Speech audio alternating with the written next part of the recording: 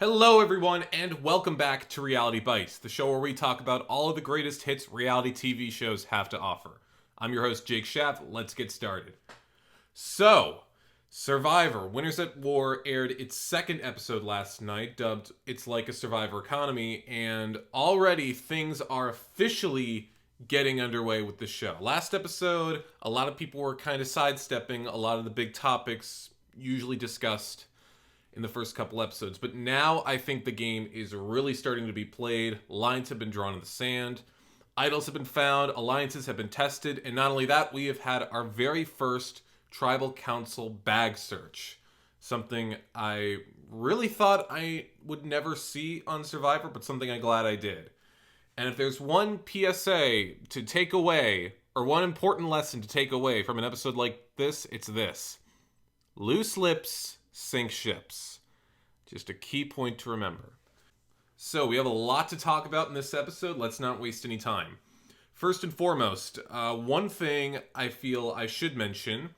Last episode, I made a prediction regarding the tribal immunity idol. And that prediction was that the two eyes inside of the idol were both fire tokens that a player would be able to take out and use for themselves.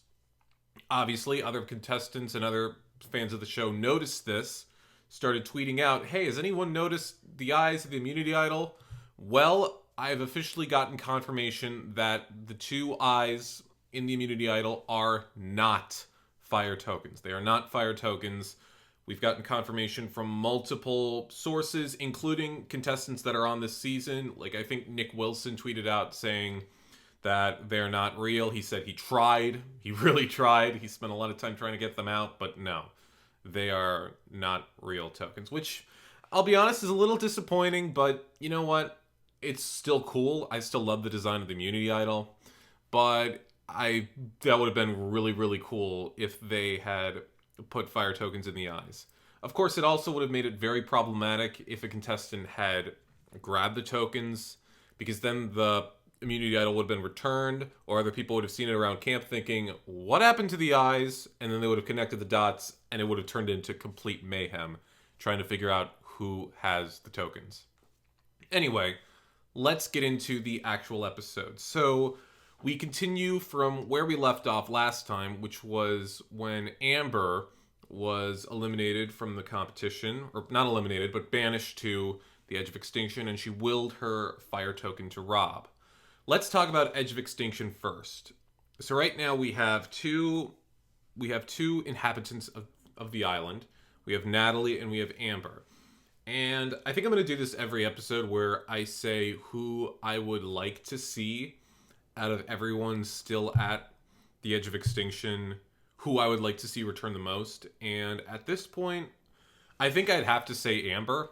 I don't know if it would happen because I'm trying to think of the records for immunity challenges or challenges won by both her and Natalie, and I think Natalie's won a few more challenges. I don't know. I can only remember Amber winning one immunity. But challenges aren't everything. You never know what the challenge will exactly be. But of course, I want Amber to return, and I think it's basically what she said in the episode that makes me want her to return so bad. She said, I haven't played this game in 15 years. I did not leave my 4 kids back home for mommy to go out on day 3. That's not happening. And plus, of course, Amber's the bigger player of the two of them. I mean, I like Natalie, but you want to see Amber play. You want to see Amber and Rob play together on the same tribe again, just like back in All Stars. And that's something, I mean, of course, with a lot of big players like this in a season like this, there's going to be a lot of potential moments we're not going to see. So you have to be prepared for that. But if Amber were to return at the merge, oh boy, all hell would break loose. So then later on Edge of Extinction, we see the two girls find a brand new message from the gods, or whatever you want to call it, telling them where a brand new advantage is. Well, kind of telling them, but not really. Like, I don't think either of them deciphered the message. I think Natalie just found the advantage by chance. But basically it was a message saying, you got to look around It could be anywhere, and if you look closely, it basically said that the clue or the advantage was at the water well. And after I don't know how long of them two searching, we see that Natalie managed to find the advantage. And what this advantage is, in case people don't remember or in case people didn't understand it, what it is that you basically have the power to leave a tribal council early. Like right before the votes are cast, you can use this advantage to state, nah, I don't want to stay here for the vote. I'm going to go back to camp. Which means you won't get to cast a vote for elimination that night, but at the same time, you're safe. You have immunity. You don't have to worry about going home that night. And it's a pretty cool advantage. And I'm sure some people watched that last night thinking, wow, I've never seen that advantage before. That's really cool. That's really unique. And the thing is, we actually have seen this advantage before. It's just not one that's ever been played. Because last season on Island of the Idols, Rob and Sandra actually offered this advantage to one of the contestants. They offered it to Janet. But when I think when Janet heard the game that she was going to play, and when she heard that she could lose her vote, she thought that it was too big of a risk, and she chose not to play the game. So it was offered, it just was not something that anyone took. Anyway, Natalie had to will it to another contestant, and not surprisingly, she willed it over to Jeremy in exchange for a token back. So she gave a token to Jeremy, and now she wants that token back. And of course, Jeremy took the advantage. You got to take everything you're given. This could really help out Jeremy. I think he's in a better position now than he was in the first episode, but he is, of course, still going to be a big threat. He's played, I mean, of course, all these people have played multiple times, but he's played 3 times. He's going to have a big target, especially once the merge comes. So this is really going to help him out. And I'm really excited to see this advantage in action. I hope we actually do get to see it, because this is really exciting. All right. Now, going on to the topic of fire tokens. Like the episode said itself, or like Natalie said, it's like a survivor economy. And right now, in terms of where the tokens are, let me think. I'm trying to think who has tokens and who doesn't. I think the only people who don't have tokens at the moment are Sandra, Amber, and Danny, because she was just sent home. And the people who have 2 tokens each are Denise, Boston Rob, and Natalie, because she's gotten Sandra's token and one of Jeremy's tokens. And I've started to wonder, because now that I know that the 2 eyes in the immunity idol are not tokens, I'm wondering, will more tokens come into play later in the game, or are these 20 tokens going to be it? I hope not, because I really think if they want this twist to be successful, they gotta have more tokens. Just the ones you have here, like, there's too many people. And with so many people having tokens, it's really hard to picture somebody racking up like 5 tokens to get themselves an advantage in the game.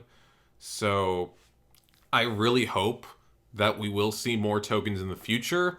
I just don't know when they're going to pop up or how they're going to come into play. Maybe they're going to be hidden in an immunity challenge. You got to reach under a table and grab a bag of fire tokens and try to sneak it by.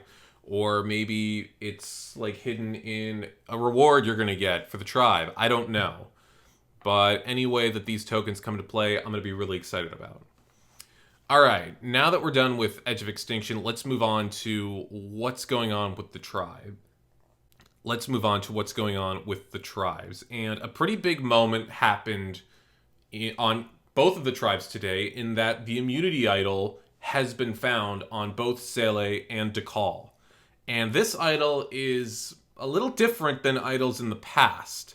I mean, it's not a completely brand new concept, but it is very unique for this season. Let's start with... Well, let me start by explaining the immunity idol. What it is that you find the idol, and it's 2 pieces. And you, of course, you keep one piece, and you have to give the other piece of the idol to somebody else. Now, even though it's 2 pieces of an idol, it still only counts as one immunity idol. There's no special powers. It's just a standard immunity idol. And you basically have to rely on both parties to play their halves to use the idol correctly. So that brings another element of politics into this, in that you have to be very careful who you will this other half of the immunity idol to. So now let's go into who found the immunity idols and what they've done with them. So we start with Cele, and we see Ben and Denise. They're walking through the forest, and we see Ben kind of giving Denise pointers on how to spot an immunity idol. Like, he's like, look for blue. Like, we're on a blue tribe. Maybe see for anything that stands out that's blue color. And honestly, I feel like this is pretty common knowledge, Ben. I mean, I understand that you're kind of an expert at finding immunity idols. You found like 3, maybe 4 idols on Heroes, Healers, and Hustlers, but I think people know to search for your tribe color in the forest. I mean, granted, maybe Denise didn't. Denise never did find an immunity idol the first time she played, so I guess I can understand that, but also, I think I'm only complaining about that because I've already picked up on this. I feel this isn't something that needs to be explained, but maybe it is to her, so I won't get into that too much. Anyway, they're looking through the forest, and lo and behold, Denise manages to find the immunity idol, which, I'll be honest, Denise was probably one of the last people I expected to find an immunity idol. Honestly, when the cast was first released, I expected Denise to be one of the first people eliminated. I didn't know when, and honestly, in the back of my mind, I still feel like Denise may be leaving soon. I don't know.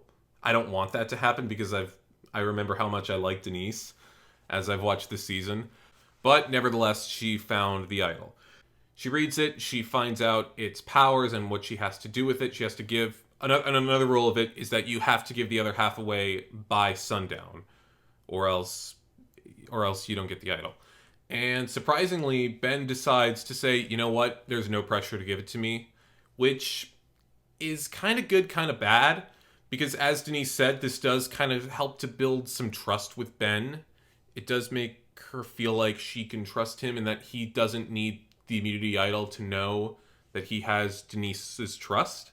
But at the same time, I feel like once you see someone find an idol and you hear that it's 2 halves, like, if I were in Ben's position, I'd do everything I can to try to get that other half of the idol. I mean, again, I understand what he's trying to do, but in a game like this, with so many big players, you need all the safety you can get. And as long as you have at least a little bit of that safety, you have power. I would have tried a little harder on Ben's part to grab that other half of the immunity idol for himself. So Denise, now knowing she doesn't owe Ben anything, she goes to talk to Adam, her closest ally. And she's talking to Adam, and she explains that she found the idol and that she has to give the other half away. She explains Ben knows, and Adam's a little worried. He's like, all right, I can understand you wanting to trust Ben. I don't know if I can. He's such a wild card. Like, Adam has a lot of reservations, which rightfully so. The less people who know about an immunity idol, the better. And we're going to get into that later with Ben. But then Adam's like, no, you got to give this to somebody else. And Denise says, how about Parvati?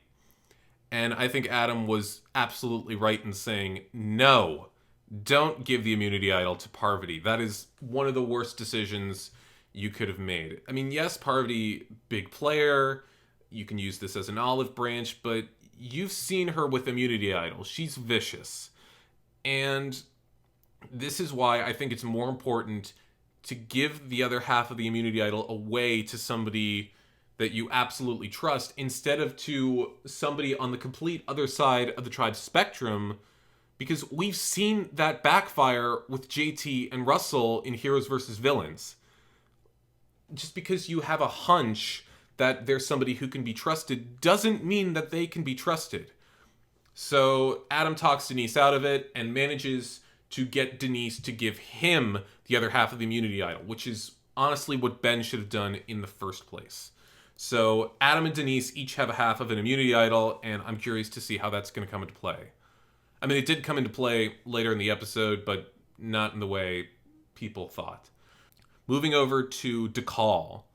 And this immunity idol was found by Kim, who kind of starts off her section of the episode by explaining how this time playing Survivor is very, very different from the last time she played Survivor, stating that she's not used to playing from the bottom, which made me realize I don't think, granted, it's been a long time since I've watched One World, but I don't think Kim was ever on the bottom really in One World. I think she was really in control for 90 to 100% of the entire game. Maybe a couple things didn't go her way, but Kim knew what she was doing. She was practically the godfather of her season. She controlled everything.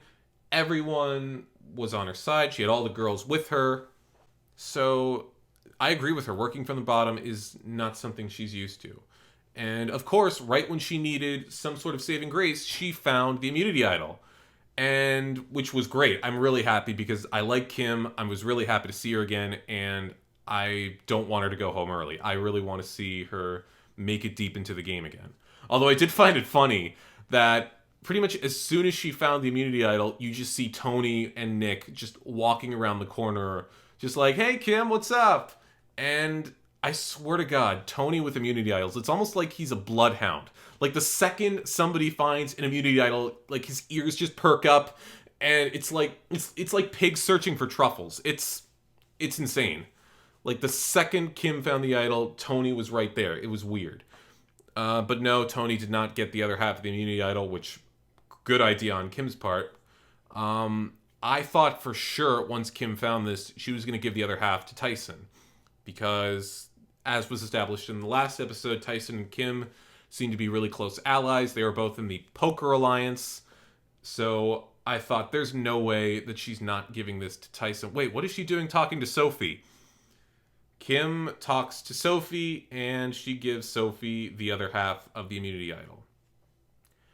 Now, like I said when I was talking about Denise, I don't think it's a good idea to give the opposing alliance an immunity idol. Granted, this one's a little bit of a different situation, I'll be honest, because over on Sele, you've got kind of a firm line between two sides of the tribe, between the old school players and the new school players. Whereas on Tikal, it's a little more complex. You have the free agents in the middle, and then you have two separate branches. You have the Game Changers trio, and then you have Tyson and Kim, the Poker Alliance. So this is more of a way of trying to get the free agents to come to their side, which in this case, I can understand this way more than I can understand Denise thinking to give the idol to Parvati. Do I think this is a good idea? Honestly, I don't know.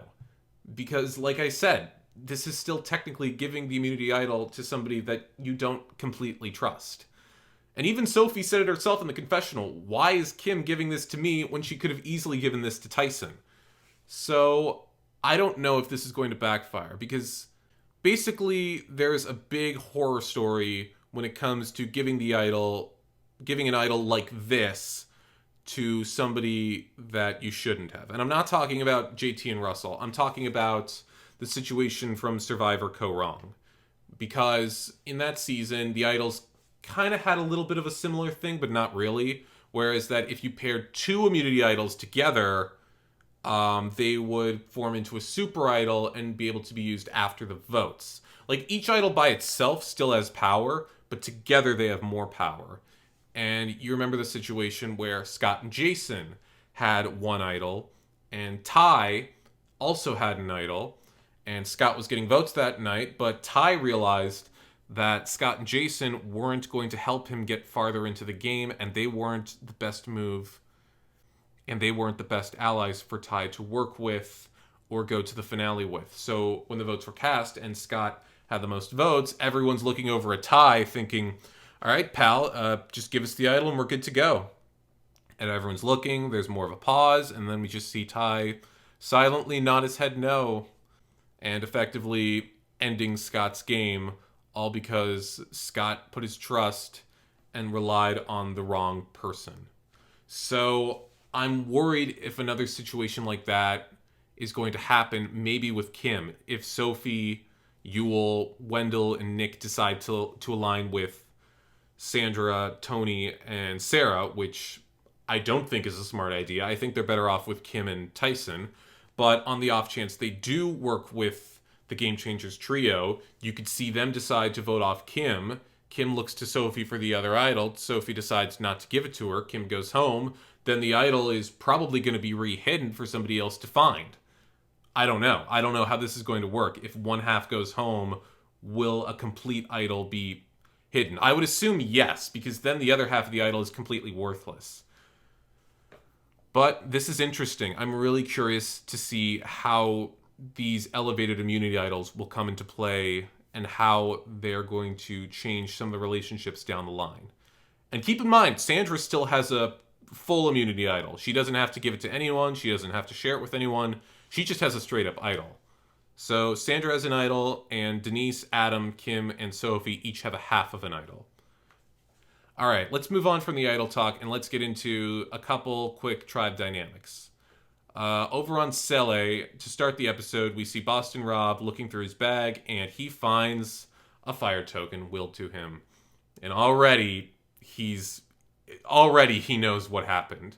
Like, he keeps trying to tell himself that maybe it didn't happen, maybe Amber didn't get voted out, but you can see the emotion in Rob's face, and you can see how like a light switch was just flicked in his brain. I mean, Rob always plays this game hard, but now that Amber's gone, he's gonna become 10 times more vicious. So he finds the fire token, and the only person he tells about the fire token is Parvati. Although, of course, now that everybody knows Amber's gone, they probably all can guess and assume that she willed her token to Rob. So I don't think it's going to be a giant secret that Rob has an extra fire token. But I don't know. Maybe they haven't connected the dots. I don't know. Not only that, but as has been established, Sandra has already developed a grudge towards Boston Rob, and that she wanted to get back at him for his deception and not telling her that he was even going to play this game again. So now I think Rob is starting to get the idea that Sandra's out for blood, and I really want both of them. I don't think this is going to happen, but I really want both of them to make it to the merge, and I really want to see a true showdown between these two juggernauts of the game. That would be incredible. Now let's move over to DeCall, where really the only thing we saw happen with the tribe before the immunity challenge was something very strange. Not something we really see a lot on Survivor, because in the recent seasons, a lot of this has been revolved so much around the game that it's hard to see a moment on the show where we really get a good look on how they try to survive and how they have to try to really use some unorthodox methods to get food or get water or get fire. Like, you don't really see too much of that anymore. So this was actually a really nice little bit of fresh air to see on the show, with that ridiculous bamboo ladder that the DeCall tribe tried to build. I don't even know who thought this was a brilliant idea. It sounds like Tony thought this was a brilliant idea. I originally thought this ladder was going to be used to find the immunity idol, but of course Kim found it, so that was out the window. Instead, they were just using it to grab some fruit from a tree. And already this thing was falling apart right as they were putting it against the rocks. I'm only going to talk about this for like a couple minutes, but Tony, he's really trying hard to not focus so much on the game. And I can tell that it's getting to him a little bit. I think he's just really trying to make sure he gets farther into the game this time. He really doesn't want to repeat the mistakes he made in Game Changers. And I don't blame him. I mean, his run on Game Changers was pretty pathetic. But, oh my god, this ladder was just ridiculous. I'm amazed that it worked. I'm amazed he got any fruit at all. And I'm amazed that thing did not capsize under him and that Tony did not fall, break his neck, and have to get airlifted out of there. But once all that was taken care of, we actually got another moment, and this actually, one of my predictions from last episode managed to come true, in that we managed to get Cops R Us 2.0 officially going. Because we got a moment with Sarah and Tony together. And of course they're talking about how every time they've played Survivor, they've always played against each other. And we see them pretty much planning to really look out for each other. And I think this time's going to be a lot more genuine because there's a lot more history between Sarah and Tony. They've known each other for a very long time.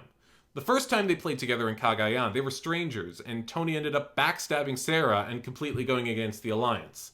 Now Sarah knows what to expect from Tony, and she knows that if he's up to any funny business, she's likely to sniff it out.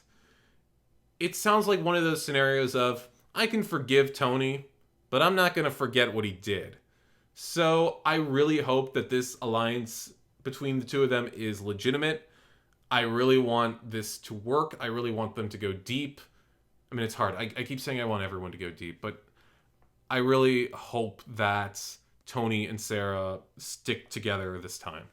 Even though I'd love to see one of them turn on each other. Preferably Sarah against Tony, because she didn't get that privilege when he played in Game Changers because they were on different tribes.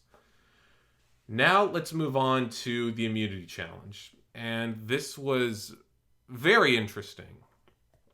So both tribes come in, and the Saleh tribe can see that Amber has been voted out, confirming Rob's worst fears.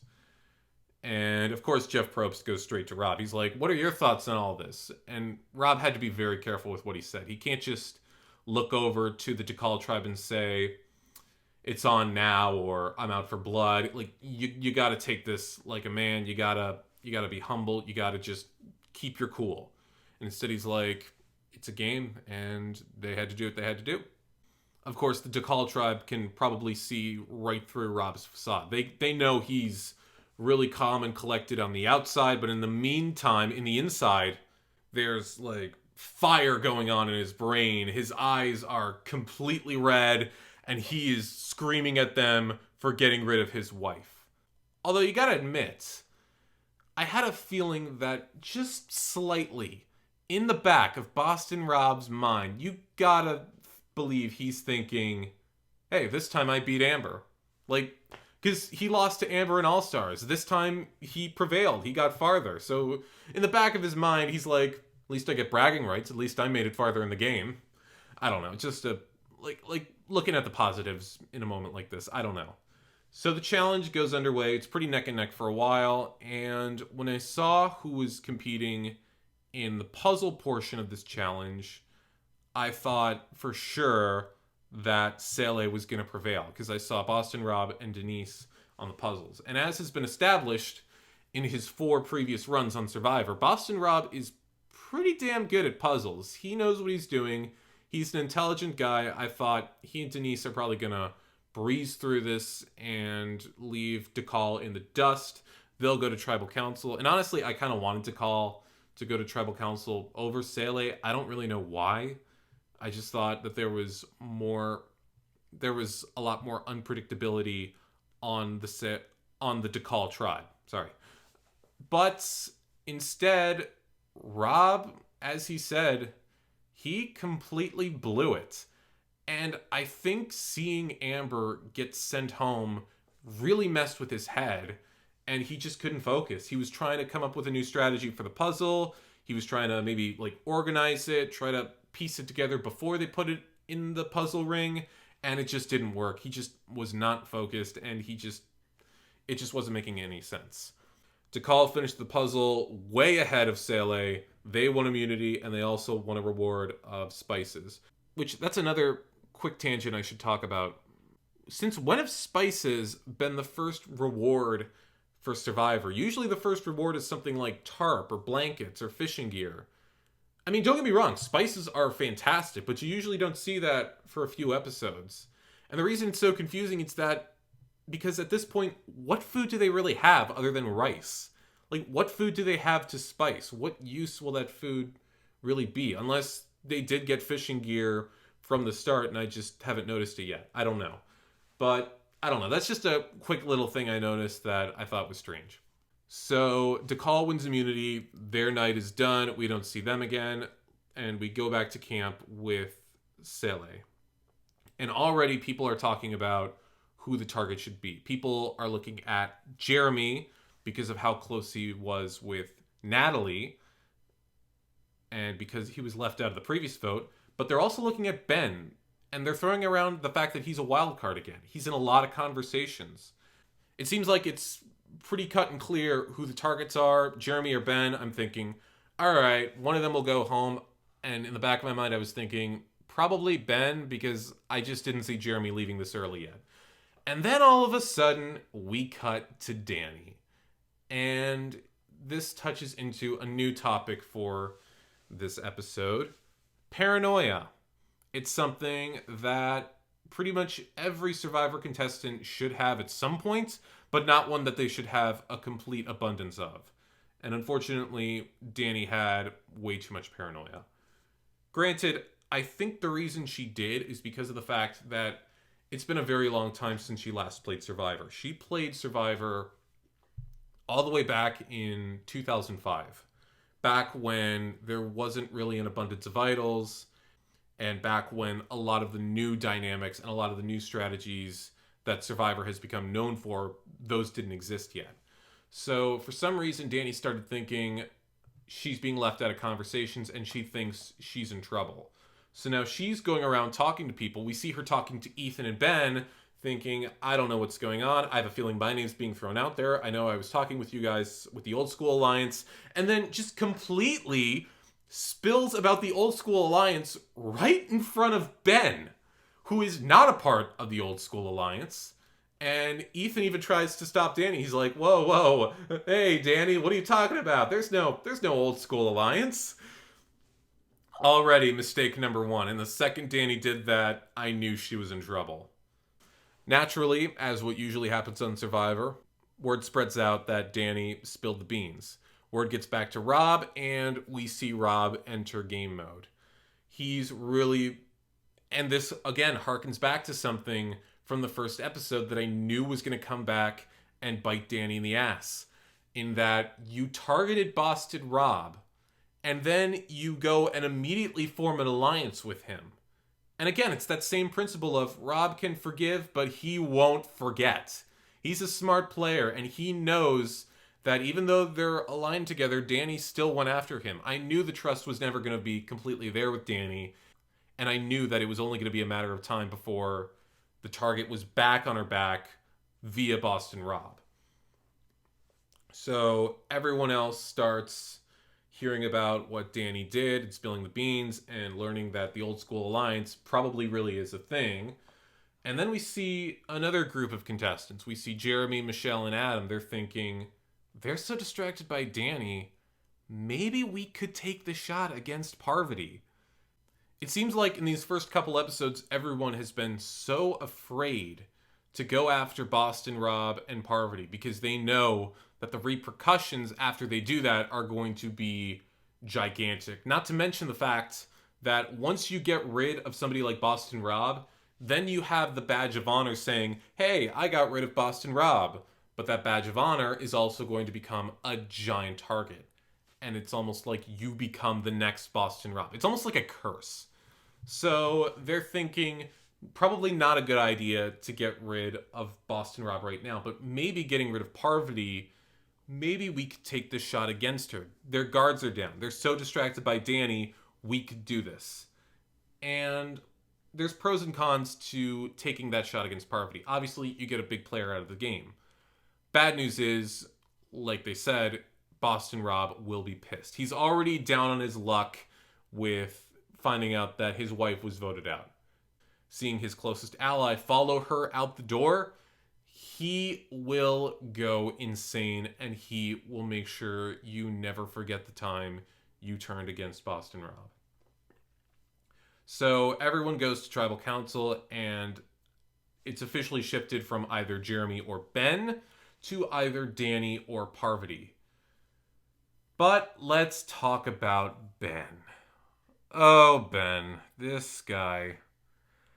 I mean, I'm sorry, Ben, but you are not playing a good game of Survivor this time. Honestly, Ben's a winner I have very mixed feelings about. I like the guy as a person, and I think he did play a really good game on Heroes, Healers, and Hustlers. I'm just a little annoyed with how he won, and I'm sure everyone knows why. Because he relied so heavily on idols during the last few days of the game, And then, right when he lost the final immunity challenge, everyone thinks, oh, well, Ben's out. There's no way he's winning now. And then we see this completely brand new twist implemented into the game that involves making fire to earn the final spot in the game. And the second Ben won that fire making twist, everyone knew. Like Chrissy and Ryan, they knew they lost. The jury knew that the game was over. And I'm sure even Ben knew that once that fire was built and that rope was burned, that he had won the game. I mean, I have mixed feelings about the fire twist. I mean, I can understand why they chose to implement it into the game, but at the same time, it does kind of defeat some of the purpose of the last tribal council. It defeats the purpose of the votes, of earning your way based on the relationships you built to the finals, and it all just comes down to a challenge. But at the same time, you want people to make it to the end who actually know how to survive. So I can understand it from that standpoint. But I'm getting off topic. The point is, Ben completely dropped the ball. I mean, he's known for Ben bombs, but this isn't the kind of Ben bomb he wants to be known for. Everyone starts talking at tribal council. They talk about the challenge. They talk about Amber getting sent home, and then Ben turns the conversation completely onto Danny, talks about how she messed up, she spilled the beans about the old school alliance, but then right when he said that, Rob and Parvati start turning the tables onto him, stating, well, you were in the same conversations, Ben. Are you just trying to get us paranoid to cover up the fact that you're getting paranoid? And honestly, I think Ben just got flustered. It was, again, that feeling of, you're talking to Boston Rob. You don't realize what you're saying. You're just geeking out too much.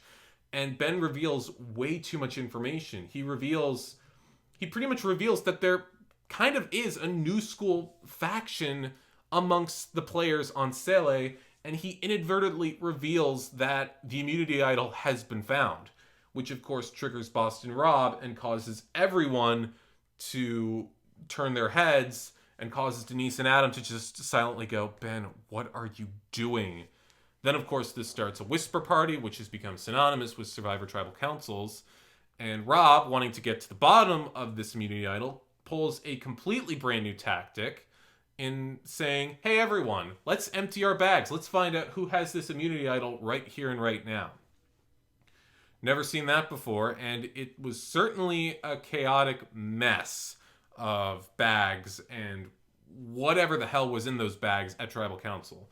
Thankfully, Denise and Adam managed to pocket their idols. I don't think anyone noticed that they had them, so at least they managed to get away from this without any suspicion. But now that people know that there is an idol officially in play, I don't know how long that's going to last, and I have a feeling this immunity idol is going to be played sooner rather than later. After Ben's mistakes, I was really starting to think maybe he's going to go home instead of Danny or instead of Parvati. And if not, I was at least expecting Ben to receive one vote for elimination, but surprisingly that didn't happen, and even more surprisingly, the vote was completely unanimous. Parvati got one vote from Danny, but everyone else decided that Danny's paranoia was way too much, and they sent her home. And honestly, I think Danny's elimination was a safe move on everyone's part, because Parvati didn't really know she was being targeted. I don't think Ben knew he was really being targeted, but everyone knew Danny was being targeted. They didn't want to rock the boat any further. They just went with the safe option, which honestly I can understand. So Danny's eliminated, and she decides to will her fire token. I really thought she was going to give it to Ethan, because it seemed like she had the closest bond with him, but instead, just completely out of left field, she gives it to Denise.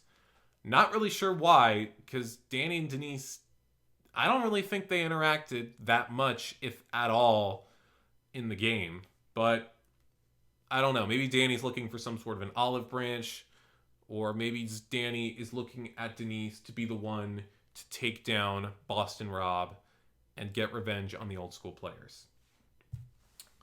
So that's about it for this second episode of Survivor. Next time on the show, it looks like the next episode, the targets on the big players are going to start to become more prevalent. And it also looks like Tony caught a shark, which was pretty impressive.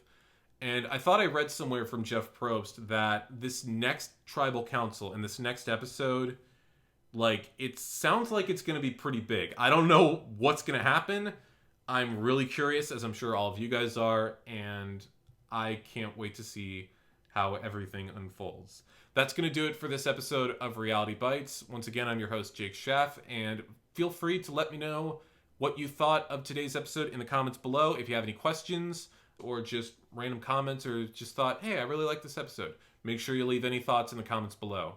And also be sure to subscribe and check out my other channel, 2 through 9 of My. Thank you guys so much. I will see you next time.